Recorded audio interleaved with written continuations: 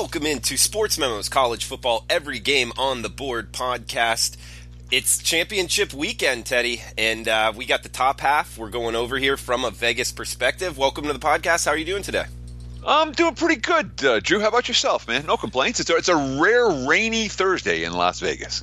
Rainy Thursday in Las Vegas. How many rainy days are in Las Vegas in a calendar year? Oh gosh, maybe over under 8. I mean, like an actual rainy day, over under 2.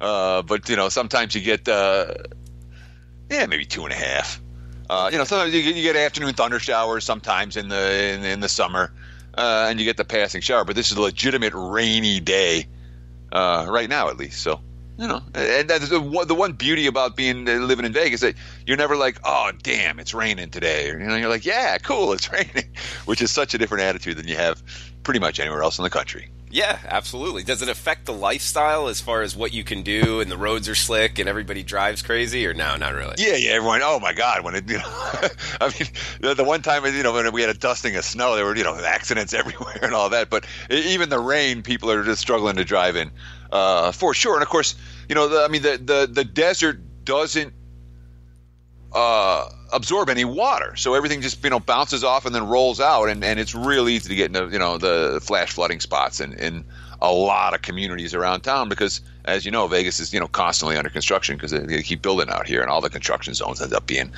quagmires when it comes to rainy days. So beware if you're in Vegas today, but you know that already.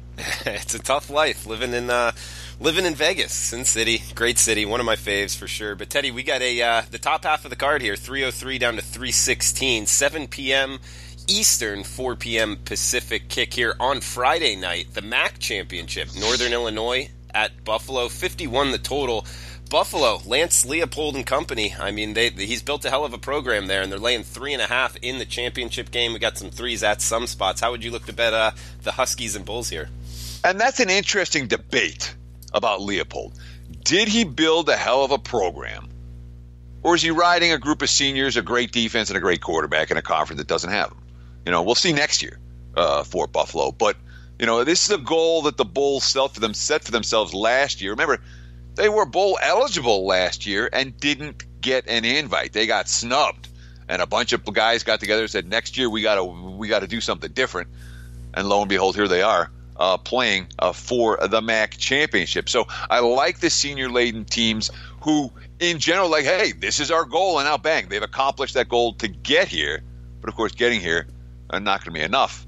They have to win the game if they're going to truly accomplish what they set out to do. And look, from an offensive standpoint, there's no comparing these two teams. Tyree Jackson can throw the football around. Buffalo can run. Buffalo's a passing game. Northern Illinois has none of that.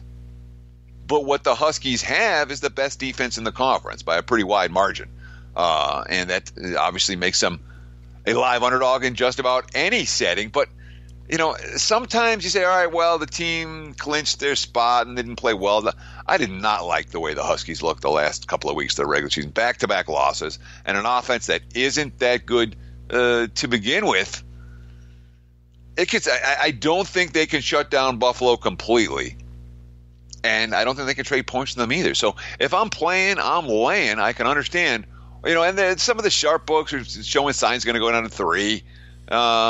Mostly, the vast majority of 3.5s out there right now. And the Northern Illinois' offense is so limited. And it's not like Buffalo's a bad team defensively, especially the imagination. Just their offense is better. 2 good defenses, 1 good offense. I think the Bulls minus the spot. Teddy, couple things. I mean, one great breakdown. This is at Ford Field in Detroit, I believe. Is that correct? Yes. Okay, and I think NIU, they have the pedigree, one of, if not the best programs in the MAC. Buffalo coming up of late. I do believe Lance Leopold is building a more of a stable program rather than just riding a couple talented guys that are senior laden.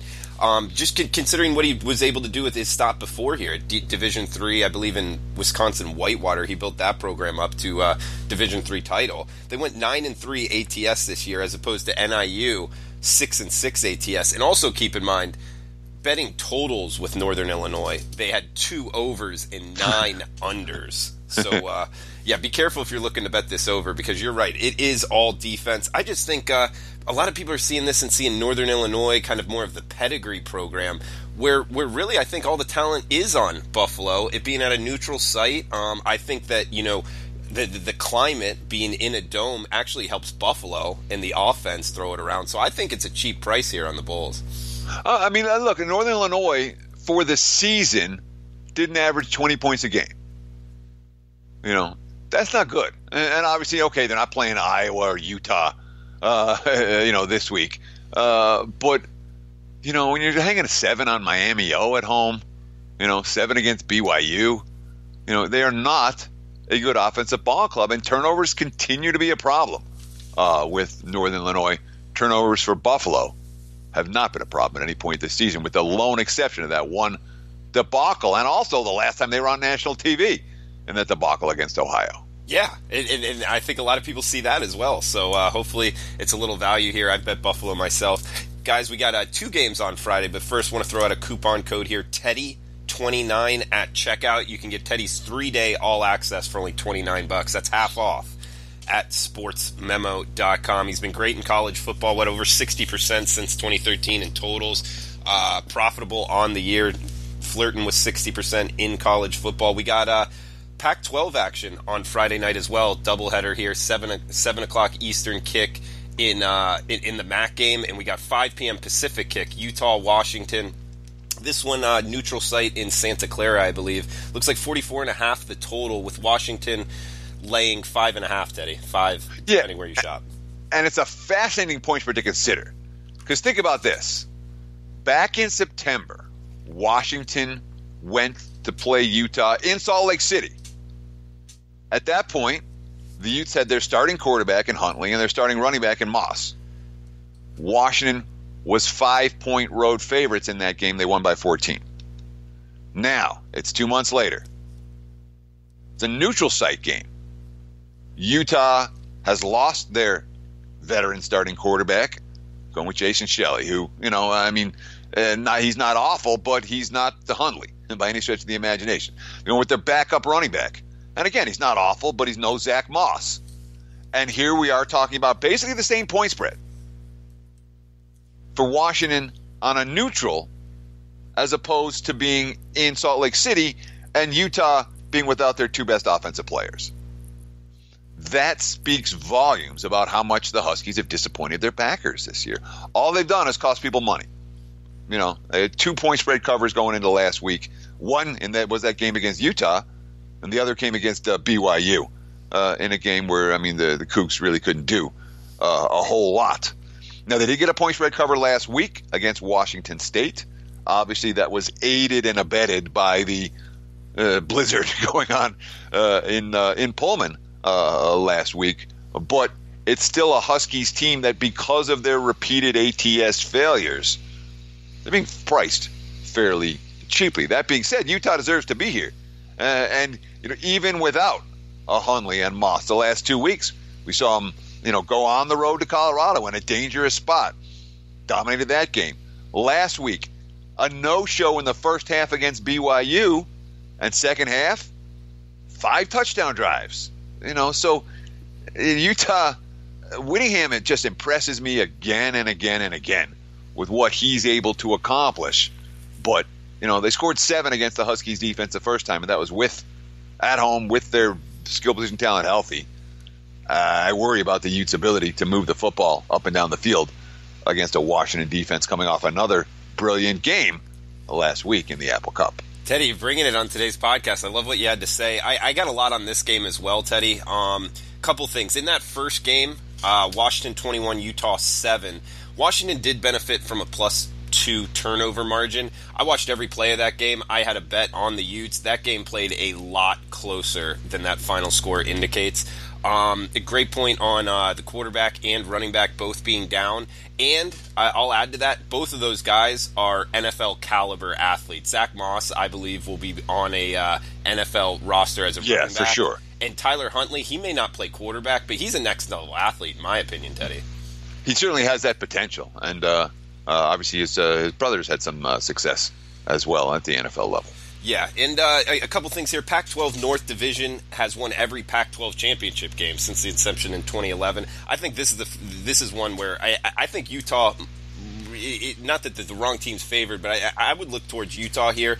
Washington, I think they're getting a little bump. They look good versus Washington State, but keep in mind this is a point I love and really try to take advantage of it in the betting markets. Snow on the ground, like you talked about, against that Washington State offense. Mike Leach throwing it around. And keep in mind, Gardner Minshew was the quarterback for the Cougars. He's a guy from southern Mississippi, and it's not like he's spent 5 years in Pullman and has dealt with cold weather all the time. He's a southern Mississippi kid. That was likely the first competition he's played in a football game with snow on the ground. So I think a lot of that is kind of helping the Washington backers here a little bit. So I think Utah's the side here, Teddy. Yeah, worth noting there is a decent chance for rain on Friday night in Santa Clara. All right, we got 307, 308. Moving to the Saturday card, UAB Middle Tennessee Conference USA Championship game here. 43.5, 44 being the total. Looks like this one opened 3, MTSU being favored, now all the way down to 1.5. What are you thinking about UAB Middle Tennessee State here, Teddy? So, you talk about a short turnaround rematch. Of course, these two teams met last week. And it was a one-sided affair. Middle Tennessee allowed a grand total of 89 total yards in that ball game. 90 through the air, -1 on the ground for UAB in that first meeting last week. All that being said, last week, something of a throwaway game for UAB. And what happened? They were down to their third string center, I should say. Their left guard, Cook, was quote-unquote sick before the game and didn't play. And the right guard was ejected in the second quarter. So the middle of that offensive line, that's been a pretty good front for the Blazers all year. None of them played last week, and the results were obvious. All three of those guys could play here, which is a significant improvement for UAB. And boy, you look at that Blazers defense. I mean, there's so much to like about what Bill Clark was able to bring to a program that was, non-existent when he got there. See them in the CUSA title game. Truly impressive. This is a Blazers team. They allow just 2.2 yards per carry in Conference USA play. Now, a lot of that sacks. They are tied for number 1 in Conference USA, 37 sacks on the campaign. But make no mistake about it, this has been a really good defense all year long. That being said, you want to bet against a senior quarterback in his senior moment at home playing for the conference championship in a near pick'em range. That's what you got to do to back UAB in this ball game because, Stockstill was on fire down the stretch. And again, it feels like he's been here for like 10 years. I think is he a 6th-year senior? Yeah, he's been there forever, for sure. Yeah, he's been there since his dad got the job as head coach, which was like 11 years ago. But down the stretch, Stockstill 16-3 touchdown interceptions in the last 6 games of the season.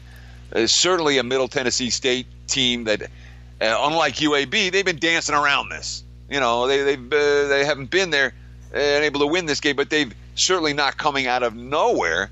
And playing on your home field matters when you have a senior QB who is the best player in the field. Certainly from as good as anybody on the field for either squad in a near pick'em price range. So, I've got the utmost respect for UAB. I really do. They're not a team I'm in any rush to stand in front of, but I'm not playing the game. Let me be honest. But if I had to, I would probably look to the Middle Tennessee side. Yeah, I agree with you 100%. I mean, I think there's a lot of sexy things to the common better about UAB. You talked about the injuries on the offensive line. Spencer Brown, he only took 1 rush attempt, and then he was taken out of the game for, an unknown sickness. So a lot of things pointing towards UAB kind of being the sexy side, but you touched on it, Teddy. I mean, MTSU has Stockstill at the quarterback position. He's the best player on the field. He's way better than Ederle, who's okay. I don't know about way better, but you're right. It's just the home team. I think the market's getting getting a little bit too cute here. I think MTSU's the side. Teddy, we got a AAC championship game here, 309-310 Memphis Central Florida. You got a free play up right now at your homepage at sportsmemo.com. You guys can read it there for Teddy's full analysis on the game. But we're seeing 64.5 with UCF. Mostly threes, some 3.5s out there. Keep in mind, Bet Online, who opens the market, limited action they're taking. They open this 10, so we rarely see a 7-point move at this point in the season. But Teddy, what are you thinking here, Memphis UCF? Yeah, I mean, I don't know how legitimate a move that is. When he came off the board, he came back out and it was 3. Daryl Mack is no Mackenzie Milton. He's not. And when you're saying, oh, he'll be fine, 5 of 14 passing off the bench last week. He had to start early in the season at the ECU. Yeah, I just realized in my write-up I wrote UCF, and I better change that. At East Carolina. And East Carolina is no good, all right? And certainly not defensively. And it was a similar story for Mack. He had 20 pass attempts to 69 net yards. That's a two-dimensional offense all year. That's now a one-dimensional offense. It's an elite quarterback. That's now, a Frosh QB trying to game manage. I understand what UCF's done. They've been great. They've been great for 2 years. You can't lose a guy like Mackenzie Milton and expect to win and expect to win by margin. UCF was lucky to win the first meeting between these two teams. They had a rally from behind to steal a 1-point win with Milton making all kinds of plays. And when you talk about Darrell Henderson, what do you have? Like you average 8.6 yards a carry this season. It's just ridiculous numbers. Second leading running back in the country behind only Taylor in Wisconsin. But first time around against this defense, $199 on the ground at 6.4 yards per carry. I don't know that UCF's going to shut them down this time either, and I don't know if they can rally back with a QB. So I can only look at the dog in this one. Maybe Mack does something that I haven't seen yet, but in 2 previous chances, this kid has looked very, very green. I don't want a green QB in a conference championship game, even at home, with so much on the line. Yeah, no, interesting angle there, Teddy. I will say, I guess, to the argument towards UCF, how much do you take this into account? Yeah, his numbers aren't eye-popping to you, but, they won with ease in both of the games he played. Exactly, which to me is an even bigger concern because this is a game they're probably going to need him to make plays. Okay. It's easy enough to have Mack. Hey, here's your QB. You can game manage. You can throw incompletes, no problem. Oh, by the way, now you're down. You're down 10 in the second half. What's this QB going to do for you? Great point. We got 3-11, 3-12 up next. Texas, Oklahoma. Is it okay to refer to this as the Red River Shootout right now, Teddy? I suppose it is, even though it's not. All right, we got 77 being the total. Seeing 7.5s and 8s. That's the Sooners laying in this one. Yeah, the Red River rivalry, of course, that's a regular season matchup between these two teams. This is for a conference title, so, I suppose you could call it that, but it's not. This is the Big 12 championship game. And, I don't know, I watched the first meeting. You said you watched every play. I watched every play of that first meeting between these two, and, Kyler Murray, boy, he was impressive in that ball game down the stretch, as he's been since. Oklahoma scored 45 in that game. They've had 50 plus, I believe, every game since then. And that was like the first week of October. This offense is as good as anything that you're going to see. It really is. Let's see, 45 against Texas, 52 against TCU, 51, 51, 48, 55, and then 59 last week against West Virginia. Now, show the concern that they gave up 46 to Texas Tech, 47 to Oklahoma State, 40 to Kansas, and 56 to West Virginia by this span. Only one of those 4 victories against lesser competition. West Virginia's not lesser competition, but 3 of the 4 were against lesser competition. And the defense not getting stops in any of those ball games has to be concerned. And with that type of offensive production and only winning one of those games by more than 5 points, something of concern for Oklahoma, revenge or no revenge. That being said, we do have to, Tom Herman's record as a dog, which is, beyond ridiculous at this stage. And he's doing it again this season. We saw him win the first meeting between these two teams. We saw them pull the outright upset against TCU early in the campaign. And in some places they were +1 against West Virginia. Got a push out of that one. But betting against Herman as a dog has not been a profitable endeavor. Not at Texas, not at Houston, not when he was offensive coordinator at Ohio State, not when he was offensive coordinator at Iowa State. In fact, you want one of these under-the-radar jobs. Yeah, everyone's looking at, this is Herman at Texas. Go back and look at Herman as a dog since he became offensive coordinator at Iowa State. My number showed 23-1 with a push. That's a pretty good track record in this role. Teddy, we got the Sun Belt Championship game, 313, 314. UL Lafayette might be considered Louisiana or La, depending on which way you want to go with it. At App State, 58.5 the total, 16.5 App State laying at home in Boone, North Carolina. Yeah, I've always liked La, because it just makes you feel like you're singing, you know? Yeah.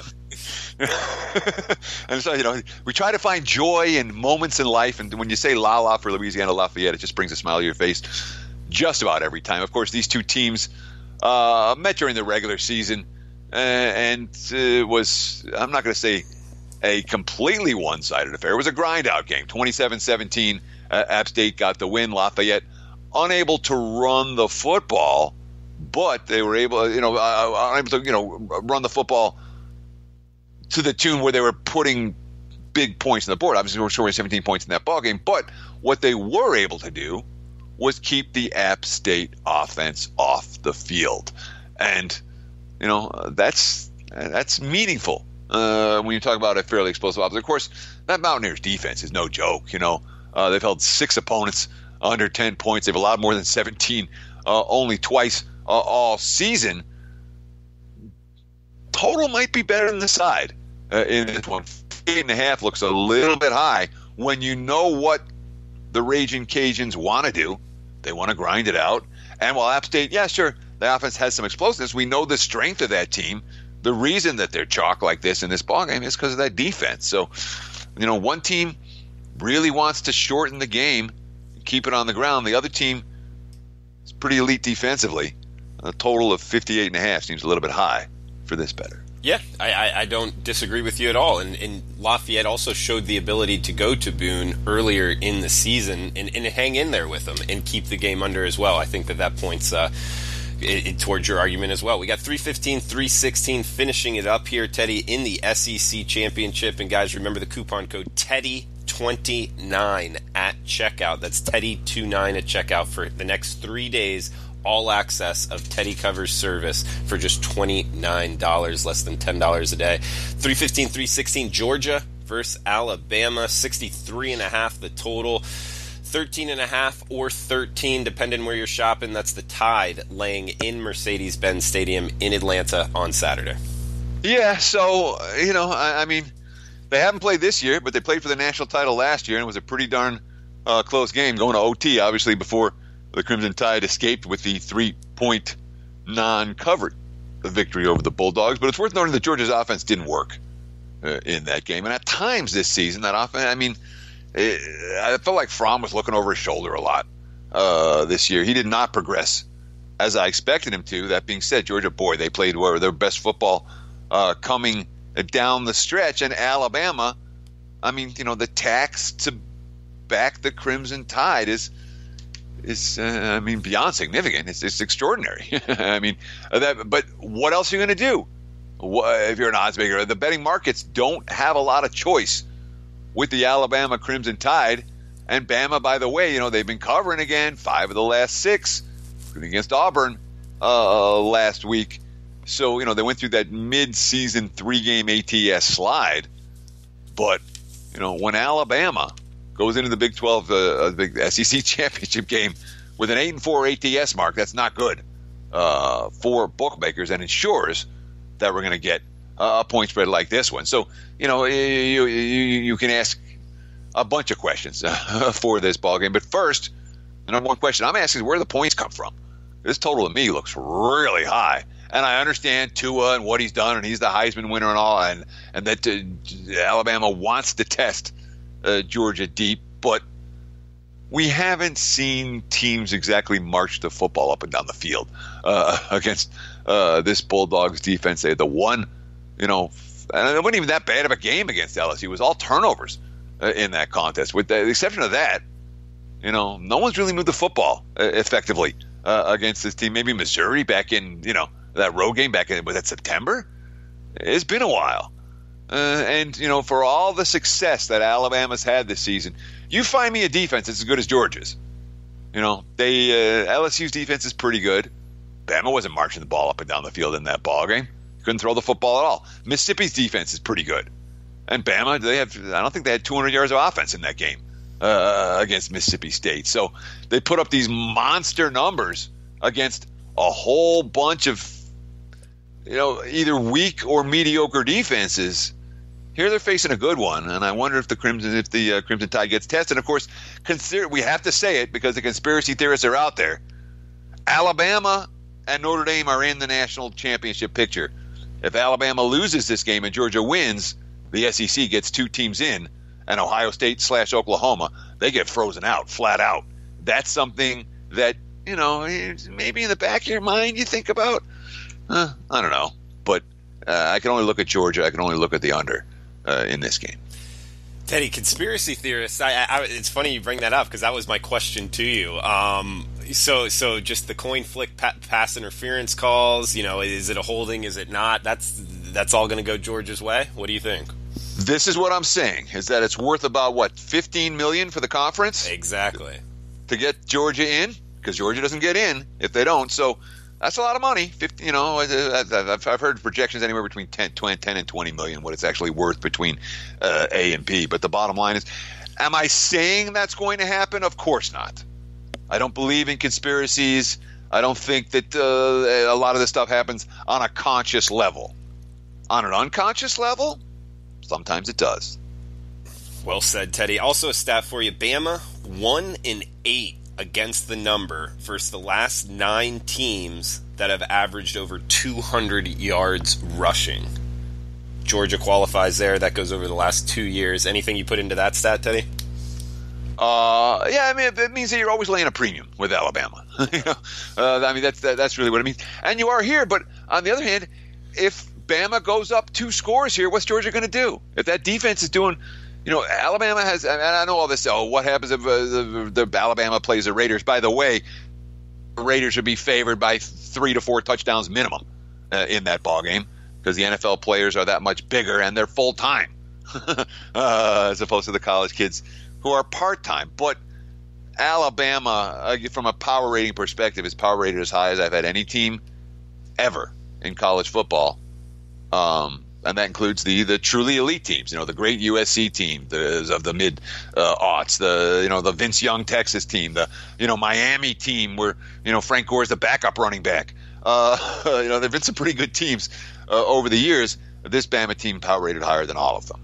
And do you agree with that number against the Oakland Raiders? Let's just say it was the same week of preparation, and I know a lot of people throw out the NFL team would definitely kill them, but really think about it. I mean, Alabama has they're starting 22, pretty much is all going to get a look in the NFL. And if it was a night game in Tuscaloosa, they both had the same preparation for the week. What would you really set the number at? Oakland Raiders minus 3 touchdowns. 21? Easy. Minimum. Okay. Minimum. I mean, again, I'm not. If you project out the careers of all the Alabama players and say, are they going to be better than all the Raiders players right now? Quite possibly. Mm-hmm. But if you say these teams are going to play next week, here's your NFL team and your college team. Even if the college team is loaded with every number 1 draft choice, even if Alabama had 32 number 1 draft choices on their team, I'd still take Oakland minus the spot. Okay. Good stuff. And Alabama does not have 32 number 1 draft choices on their team. But. No, absolutely not. They'll probably have definitely under 10, like 5 or 6 this year? Of course. Yeah. Well, Teddy, man, great podcast. A lot of good information there. Guys, remember the coupon code Teddy29 for half off of his 3-day all access at sportsmemo.com. We got college basketball, NBA, college football, NFL, which, Teddy, you're back-to-back. NFL Every Game on the Board podcast tomorrow. You and Robbie Vino are both going back-to-back. So excited to talk to you tomorrow. And thanks for your time, Teddy. Guys, best of luck with your bets. We'll be right back with Robbie Vino to finish off the college football Every Game on the Board podcast.